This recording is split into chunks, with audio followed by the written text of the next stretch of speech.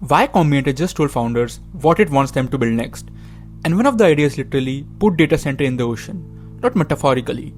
YC thinks AI could eventually need so much compute, electricity, cooling, and land that part of the answer might be moving compute offshore.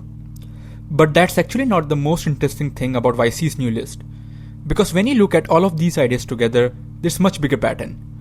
For the last 3 years, the AI revolution has mostly happened inside this box: ChatGPT, Claude, Cursor, image generators, coding agents.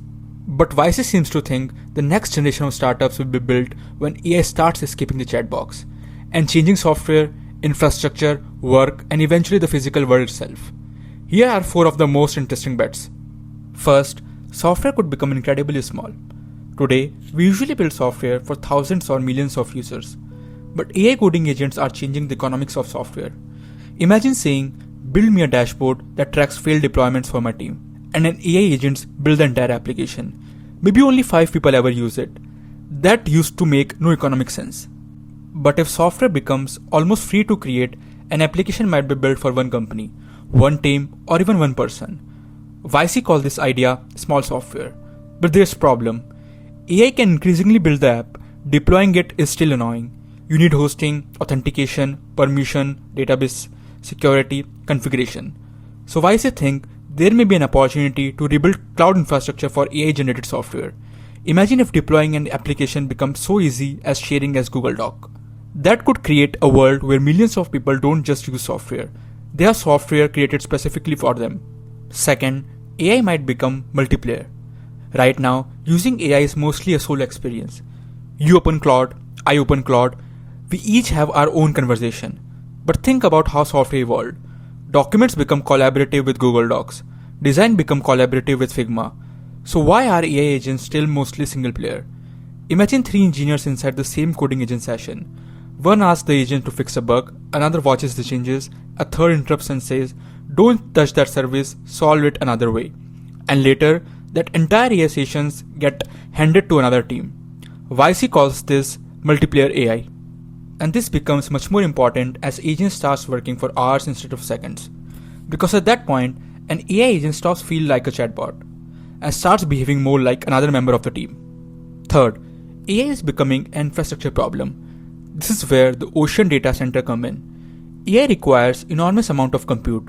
Compute requires power, cooling, land, and massive infrastructure. So YC asks a pretty wild question. What if some of that compute moves offshore? Imagine floating data center operating together like an offshore cloud. Whether that exact idea works or not isn't really the point. The signal is much bigger. The AI boom is no longer only about better models.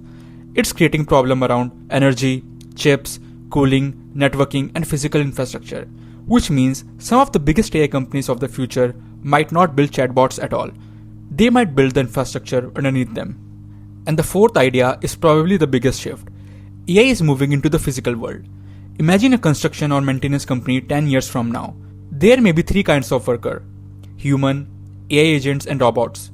A customer reports a broken machine, an AI agent understands the issue, the system decides whether to send a human technician or a robot. A technician arrives wearing sensors, those sensors correct real data, and all of that information goes back into the system. Today's workforce software was designed mostly to coordinate people. The next generation might need to coordinate humans plus robots plus AI together. And that creates another huge opportunity. AI has already consumed massive amounts of text, code, images, and video. But factories, farms, construction sites, logistics network, and energy systems still contains enormous amount of data that AI barely sees. So collecting high quality physical world data could become extremely valuable. And once AI spreads everywhere, it creates one final problem. How do you prove you're actually human? If AI can copy your voice, your face, your writing style, and even operate accounts automatically, then eventually seeing somebody on video call may not be enough. That could affect banking, hiring, dating apps, marketplace, social networks. Pretty much anything that depends on trusting that there's a real person on the other side. And YC thinks human verification itself could become a new layer of internet infrastructure.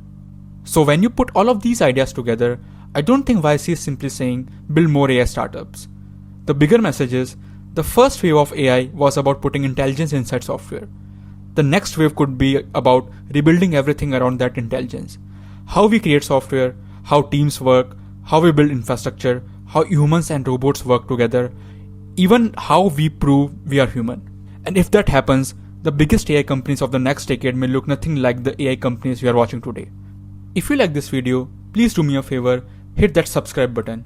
See you in the next one. Peace.